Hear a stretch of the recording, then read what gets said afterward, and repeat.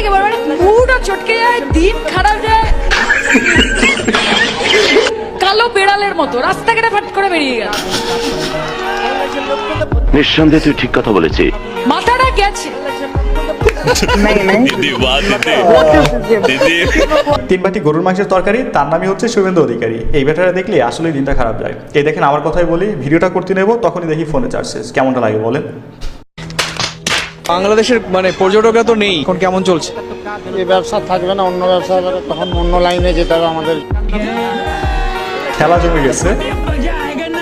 কিছু ভাবার কি আছে, মোদিবাবু এখন ভিসা দিচ্ছেন, আমরা কি করবো? আমাদের কিছু করার আছে?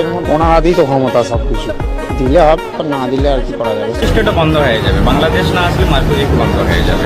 খরচা আছে, বাংলাদেশ আসলেই বিজনেস হবে না হবে। নিঃসন্দেহে তুই ঠিক কথা বলেছিস। মানে সত্যটাকে তো